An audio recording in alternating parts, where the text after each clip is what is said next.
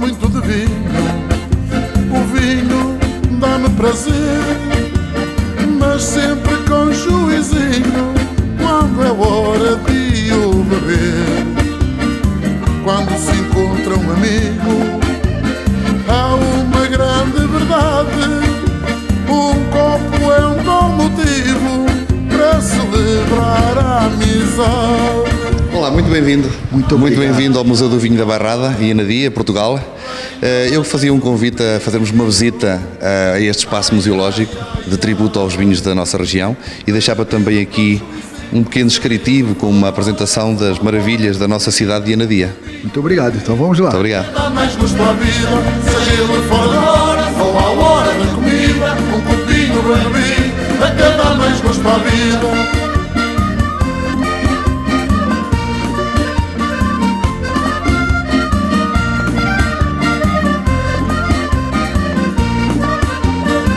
Pedro, nós começamos numa sala muito bonita e com muita história. Este é um espaço de interligação entre o espaço do museu destinado a exposições de arte contemporânea, que são exposições temporárias, que fazem parte de uma grande dinâmica que temos no museu, que é esta aposta em arte contemporânea, e este espaço é um espaço de ligação a outras salas que iremos visitar.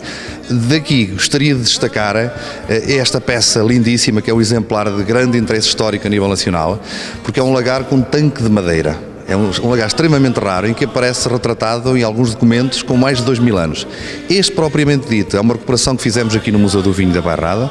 É uma recuperação de um lagar do século XIX, que tem a particularidade de ter o tanque de madeira e ter esta vara que funcionava como uma prensa, semelhante aos lagares de fazer o azeite. Portanto, e na Europa, e mais propriamente na Península Ibérica, este conceito de lagar era muito utilizado. É uma peça extremamente rara e muito importante, porque aparece em alguns documentos onde está retratado o início da nacionalidade portuguesa, dos mosteiros de Coimbra, e estas terras onde nós estamos, aqui na região de Anadia, Bairrada, faziam parte das terras dos grandes mosteiros da cidade de Coimbra, que é uma das cidades mais próximas de Anadia. Inclusive, não sei, você vai me corrigir, os lagares tradicionais eram em pedra. A maior parte dos lagares tradicionais são em pedra, como noutras regiões do país. Eu referi que era extremamente raro por ser um lagar com um tanque de madeira. Como é que isto funcionava? Isto funcionava com a pisa da uva era feita com os pés. É um método tradicional, já está praticamente em desuso na nossa região. Apesar de sermos uma região com muitos produtores, em que o vinho assume aqui uma questão cultural e social muito importante, esta técnica da pisa do pé hoje em dia é utilizada só em pequenos produtores.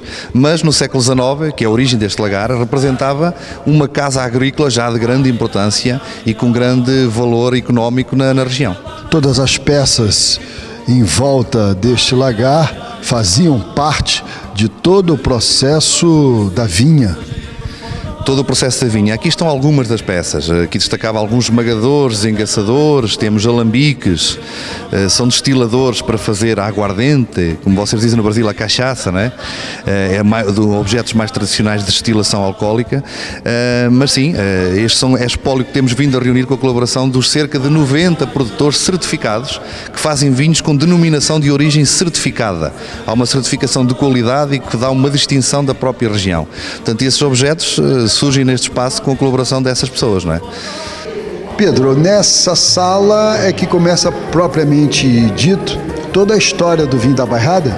Nós aqui no museu titulámos este percurso de visita como os percursos do vinho e quisemos desta forma retratar e homenagear todo o trabalho e as pessoas que estão envolvidas em todo o trabalho que começa na vinha até chegarmos à garrafa no produto final.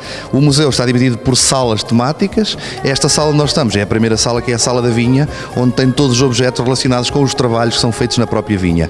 Daqui, dos inúmeros objetos disponíveis, eu destacava uma espécie de seringas, são injetores, que são 3 objetos inventados, injetores de sulfureto de carbono inventados pelos franceses, porque no século XIX a Europa e Portugal e a região da Bairrada onde estamos inseridos não ficou imune. Houve uma praga de um inseto que foi importado do continente americano que devastou praticamente todas as vinhas. Foram estudadas diversas metodologias, diversos equipamentos para combater essa praga, esse inseto, e este exemplo de objetos retratam talvez essa preocupação também científica para combater a praga. Pedro, por aqui. A Sala da Vinha retrata a parte mais festiva relacionada com os trabalhos na vinha, porque nós aqui na Bairrada, e isto é muito português também, a vindima, que normalmente é feita no mês de agosto e vai até setembro, outubro, ela conta com a colaboração de toda a comunidade. Portanto, são as famílias, são os amigos que contribuem para o trabalho, que muitas das vezes nem é remunerado, porque isto é uma questão de apoio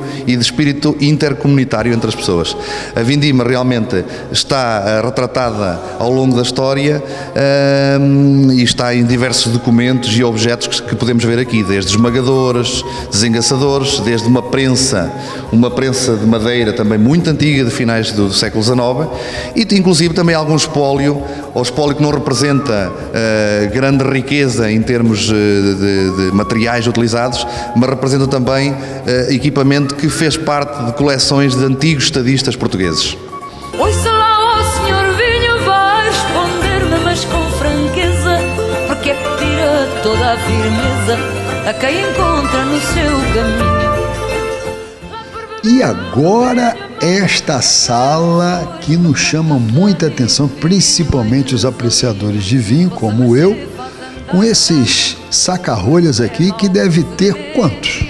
Estamos a falar de um número aproximado, entre 1.500 a 2.000, que não estão todos, não quisemos colocar os repetidos. Mas a importância desta coleção, que é a coleção Adolfo Roque, deve-se ao facto de nela constar exemplares extremamente raros. Alguns deles são exemplares de patente, modelos únicos, e é considerada por um organismo, uma instituição internacional dedicada ao colecionismo deste tipo de objetos, é considerada uma das 50 mais importantes em todo o mundo. Aqui encontramos alguns dos saca-rolhas dos primórdios, com os diversos tipos de mecanismos, diversos tipos de materiais, a título de exemplo, marfins, prata, ouro, até ao mais banal dos plásticos. Portanto, é uma coleção que pertenceu a um particular que teve esta paixão, era uma pessoa muito viajada e era um benemérito, era um mecenas aqui deste espaço, que fez questão que esta coleção ficasse perpetuada no Museu do Vinho da Bairrada. Portanto, é mais um atrativo que temos na região. O saca-rolha, você tem essa informação, de diversos tipos. Tem alguma função especial de um para o outro na abertura de um vinho ou é meramente um hobby? Adquirir saca-rolhas diferentes? Pois, o colecionismo tem diversas motivações, não é? Os investigadores têm procurado isso, mas relativamente ao que me perguntou e da funcionalidade e a utilização e os diversos tipos de mecanismos, realmente há diferenças. Isso também representa o quê? A evolução da técnica e da tecnologia associada à abertura de um vinho.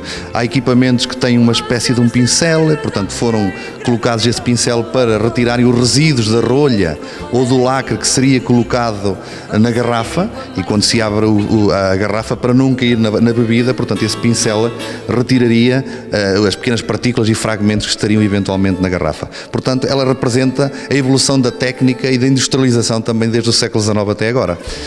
Mas, Zé Carlos, eu convidava, estando aqui no museu, não podíamos sair daqui da Nadia sem provar o precioso néctar, que é esse espumante feito na casa-mãe do espumante português, mesmo aqui ao lado do museu. Portanto, eu convidava o Zé Carlos e o programa e os telespectadores também a poderem degustar, eles só com a visualização, que é uma das características da prova, mas nós vamos cheirá-lo e vamos senti-lo na boca. Eu posso pensar um pouquinho? Não iria dar muito tempo para isso. Já está aceito. Eu fazia já o convite. Já está aceito.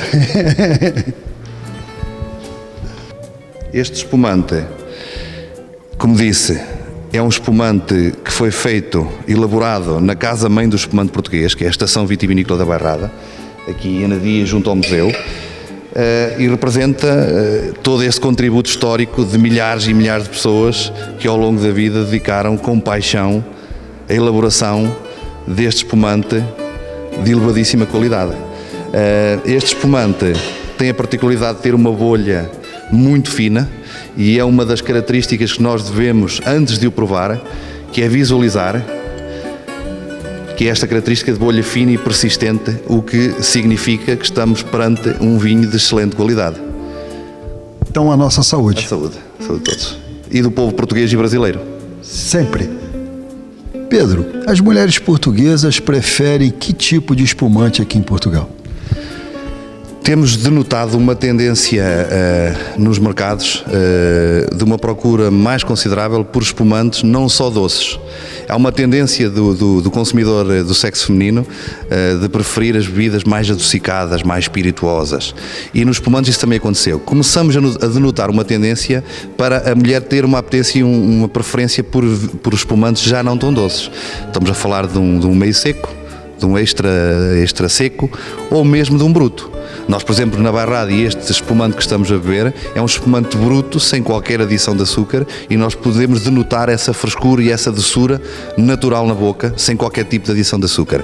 Portanto, eu creio que nos mercados, nomeadamente no Brasil, que é uma bebida extremamente agradável para acompanhar quer uma comida, quer um peixe, quer um marisco, como é uma bebida excelente para fazer uma entrada, como um aperitivo, ou mesmo como um digestivo. Portanto, não tem momento para beber o espumante, a qualquer hora do dia era uma boa bebida para um convívio social e de um convívio de amigos, um convívio festivo e jovem. Portanto, é uma bebida extremamente e bem integrada nesse tipo de eventos. Pedro, muitíssimo obrigado. Parabéns por tudo que nós podemos ver aqui.